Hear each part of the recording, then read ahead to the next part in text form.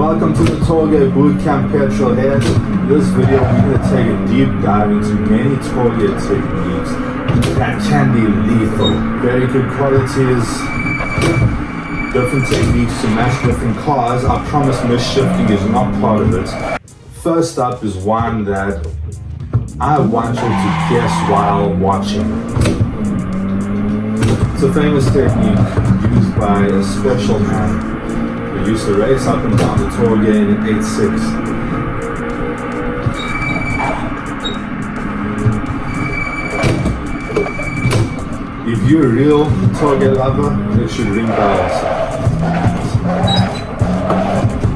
What is this?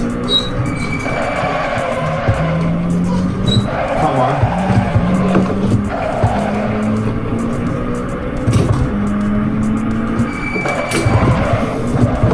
Answer is coming. Spoiler alert, 3, 2, 1. As we cross the line to make a 25,008. This is called shuffle steering. This technique is basically, understeer rotation on steroids. It's very aggressive on the understeer. Keiichi Tsuchiya and other drivers who use shuffle steering, it's called, for brake is also sometimes part of it, as I introduced a little there. How it works is understeering the front wheels to quite a big level, and then when he opens the throttle to accelerate the rear wheels against the understeering front wheels that are decelerating, making the rears overtake the front to a small level. While here it's not to a small level, as we've seen, especially when he's driving the 8.6. As he's correcting the understeer, while he keeps the throttle floored, and he induces rear slip angle as he's correcting the front slip angle.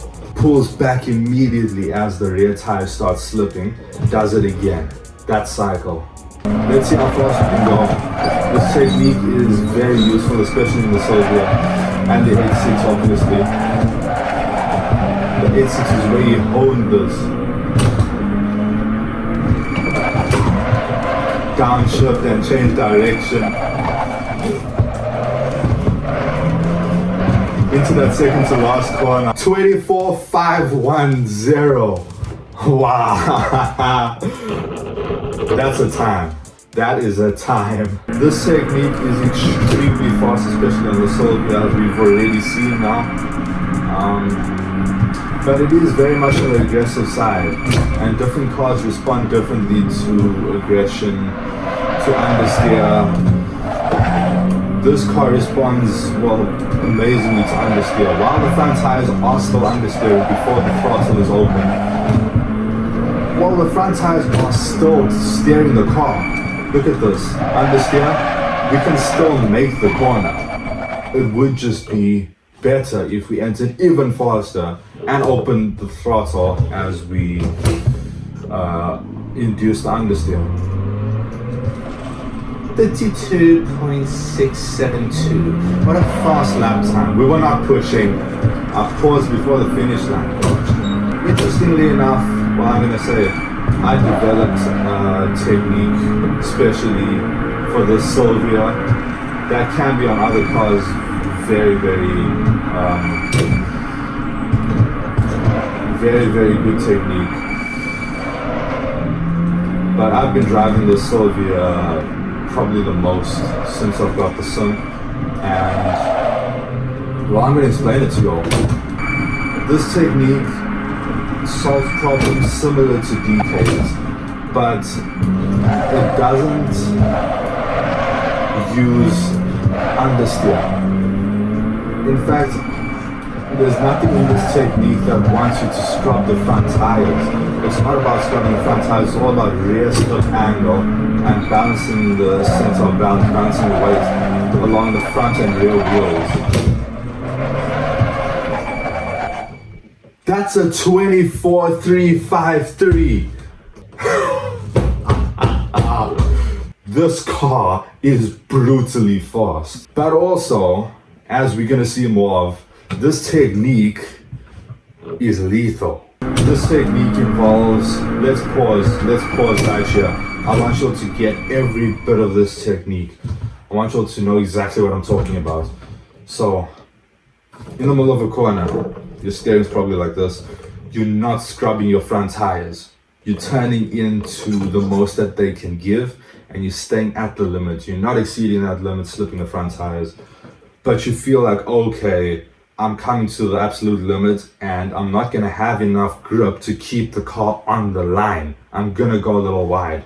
So what you're gonna do is pull back a little bit or keep it where it is and open the throttle in a more refined way, refined aggression, fast but gently. Throw the front end.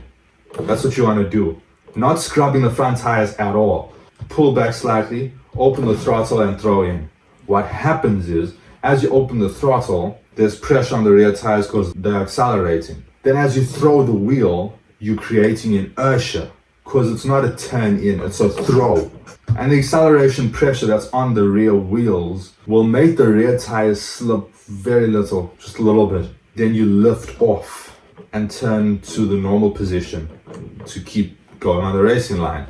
What happens when you lift off the throttle? While the weight goes from squatting to the normal position again, because you lift it off, no more acceleration. And the weight now leveled means there'll be less load on the rear tires. With less load, there's less grip. So the lift off of the throttle, which should kill the rotation because now there's no more acceleration, creating the rear slip angle, it's not gonna snap understeer as you might think. Half because of the inertia throw, the weight now has a momentum to rotate, but also, while the weight is less loaded on the rear tires, it's more leveled. So it's going to progressively gain back its grip, and you're already going to be long on line. You can just accelerate properly. Let's do a proper lap time, see what we can get. Remember, it's not about scrubbing your front tires. That squealing of the tires you just heard, that was not the front tires, those are the rear tires. Boots it out. Little left foot braking.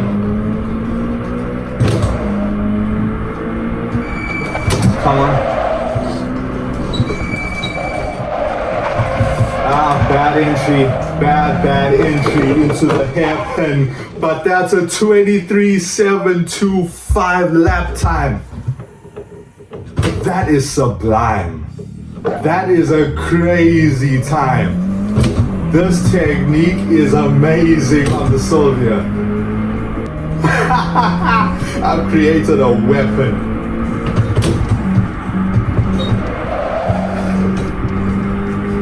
This technique not only is kinder to your front tires because while you're not loading them and understeering as much at all, it also balances the car so much better because a front engine car, especially this in Sylvia, is very front weight biased. So when you're loading the rear tires constantly, while it's much closer to a 50-50 balance, that is just better. It just is. You can corner faster and you're kinder to your tires. Out of all the cars, I'm probably closest to the Sylvia. I love her. Oh man. As we mentioned earlier, different cars respond differently to aggression. The truth is this Honda S2000, it has more front grip than the Sylvia. And so it's going to respond quicker, it's going to be more twitchy. If I use the technique on this one, well, I've got to be more delicate.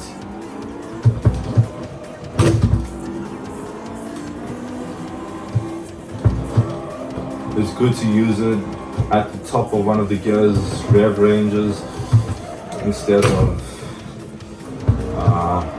low revs. Look at that. Wow.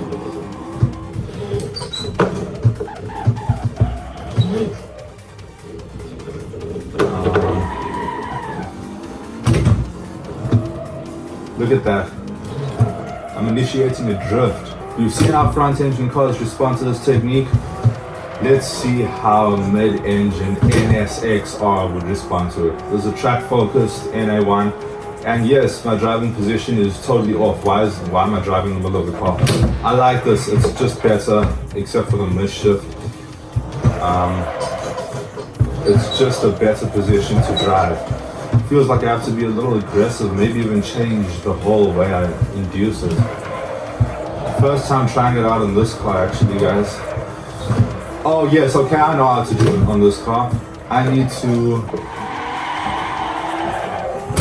I think I got it. I'm gonna sustain the acceleration a little more before turning in.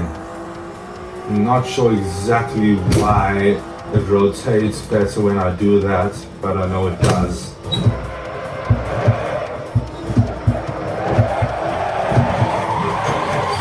It doesn't look like, yeah, this car doesn't want it as much as the Sylvia. It's just not responding to it good. Why? Because the car is built differently. So rather, let's do things right. Let's see how fast we can go.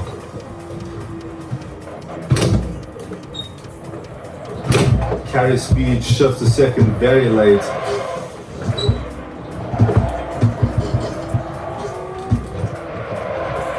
No, understeer on entrance.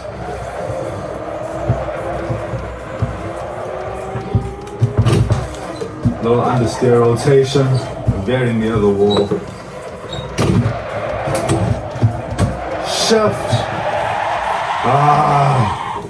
I went very low in the rev, so I rather went from third to first, but I wouldn't shift. Although that is a 25.16. Good for the NSX, come on. In talking about understeer, understeer rotation is, well, it's an amazing technique. But there comes a time where, I don't know, maybe you're at Gunsai TOUGE and you come across two very long sweepers. And while one little spurt of understeer rotation is not going to take care of the whole, while one spurt of understeer rotation is not going to take care of the whole corner, you need to do it again and again, maybe induce some rear slip angle. For a short corner like that, while it's all sorted out. But for long sweepers, what are you gonna do? Well, let's ask Lewis Hamilton and Niki Lauda. Before we go any further, I need to explain this. You see, there's an understanding that Niki Lauda had a front grip bias car, his Ferrari and McLaren, and Brabham and all those cars that he drove. But actually it was a very stable car. There was more rear grip. It wasn't a car like Fernando Alonso's Renault, and it looks like he never used understeer rotation.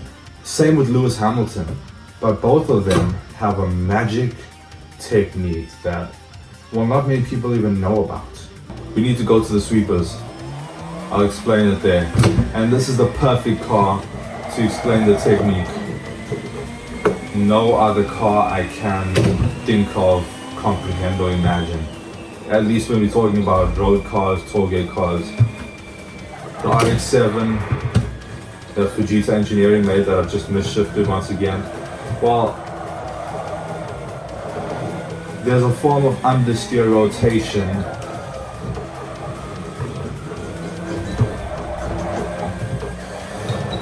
that is so hard. Man,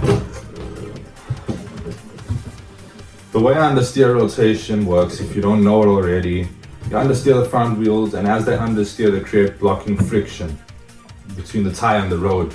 And that friction, that sliding friction, that blocking friction, while it slows down the front end, it's slowing down the car because it's slowing down the front tires that are understeering.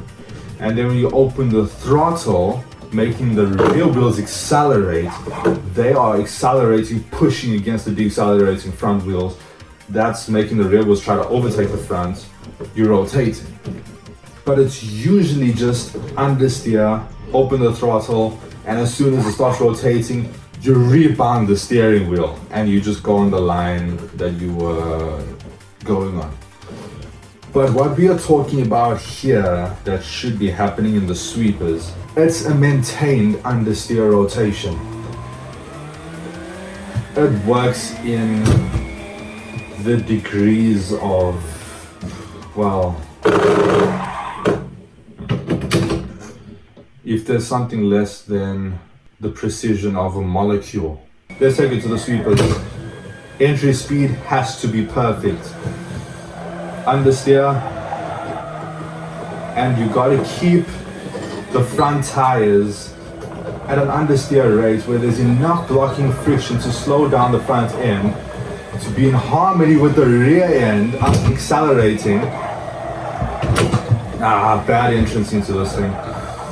The second to last corner and the hairpin. Like I was saying, there needs to be enough blocking friction that the front tires are producing, but it can't be too much. There has to be enough grip. The front tires still have to possess grip to turn the car enough. And you have to be precise on the throttle to rotate, not too much that it becomes a rear slip angle game, and not too little that you just end up push understeering. You gotta maintain the perfect line, perfect rotation through the sweeper. How I got it right now? I don't know. Lucky. I've been trying to hone this technique and I'm getting better. First time I saw this technique was Lewis Hamilton at Singapore. One of the corners led into another corner that made the two corners into one long sweep or something like that. And he connected them by just maintaining the understeer rotation. It was simply amazing.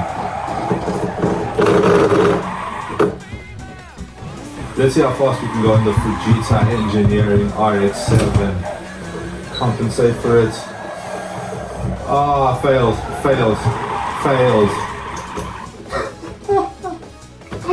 Oh my word, this technique is hard. I'm not sure how many runs it's gonna take to put a proper lap time down.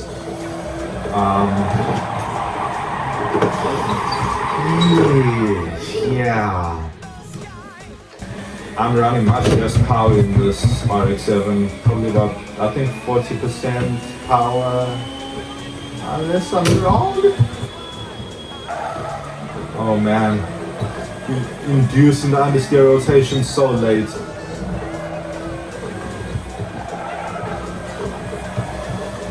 Come on, sustain it. Third. Bollocks. I don't know why, but in RX-7s, for some reason, well, look for entrance. For entrance into this corner, forget about the understeer. Deceleration, brake rotation is supreme. This is another.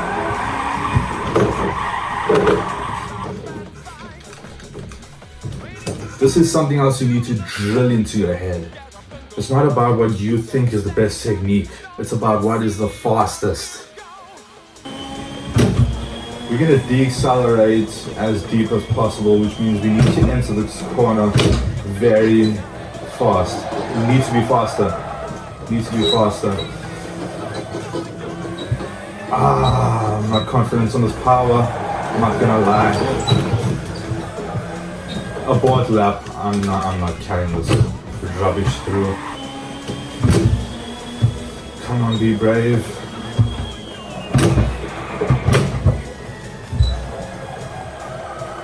Angle was off. That angle was.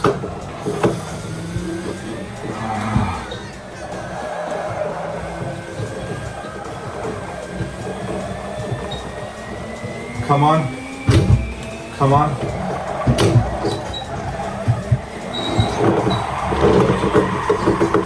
I went out of understeer rotation for a second. Oh my word.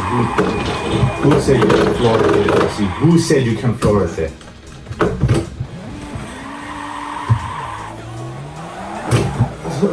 This technique is just way too hard. There's a reason that Lewis Hamilton is paid so much and esteemed as one of the greatest drivers of all time, because this type of technique is cake for him. Nice entry, but could have gone faster.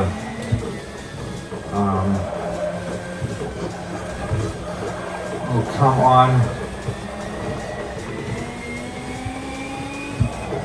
Oh, just bad, just really bad.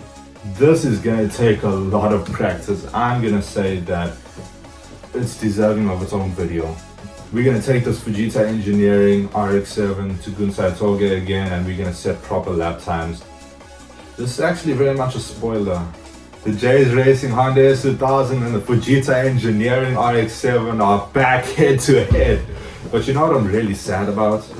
None of y'all have said, what the hell are you doing in that granny chair? Look, it was the best one for the job. Drive faster, better and safer petrol heads.